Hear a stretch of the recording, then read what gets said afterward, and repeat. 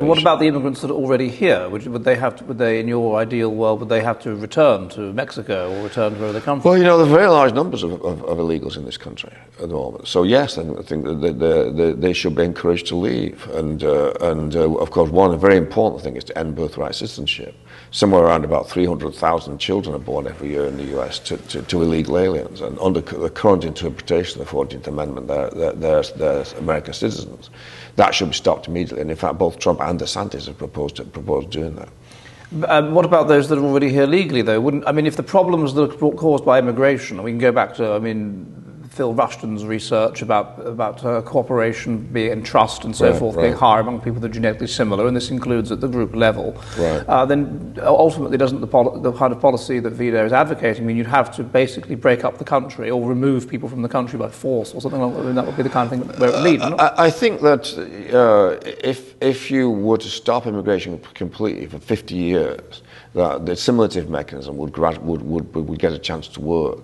And to the extent it didn't work, I think you would find people would leave. If they found they didn't like the way the country. For example, if we had official English in this country, the way they do in Quebec, where they have official French policy, that people who didn't like working in English would tend to leave. But as I said, the essential point is that the assimilative mechanism cannot work. I was surprised, actually, when I was in this hotel in Berkeley, that I went into my room and it had been cleaned, and the cleaners had left the door to my bathroom, my ensuite bathroom, locked.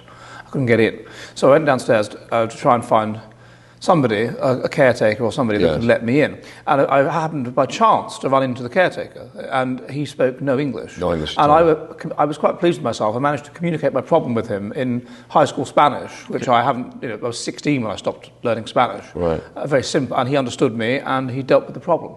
But he did not speak English. Or at least he wouldn't speak English. I don't know which it was. I don't think he could. That's actually quite unusual in the US outside of Miami.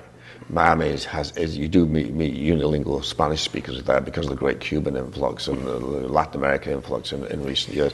But the thing is, the longer these people are here, eventually their children will learn English and so on, as long as it's not been constantly reinforced by new immigrant influence. But if we talk about the problems that immigration raises, which is this lack of cooperation, the lack of trust and so forth, then wouldn't it have been better if America had basically remained completely British, ethnically British, no immigrants from Poland, Italy, anywhere like that, just a British ethno-state, not unlike Australia was until the 70s. Well, of course, until the 1950s, I would say the Americans did think of themselves as being, they wouldn't have said British, but they would say WASP. There was a white Anglo-Saxon Protestant ruling class in this country, and it fought the war and the Second World War, and it was just taken for granted. It was very recently that the Americans had their first Catholic president. 1960. He was elected. And it was a big deal. There was a lot of just concern about it. So it thought itself as being a white Anglo-Saxon Protestant country really until the 1960s. And to the extent that that's been changed, it's because of the 65 Act, Immigration Act, and its supporters who have invented all kinds of amazing arguments such as diversity is strength. Are you ready for the future of the West?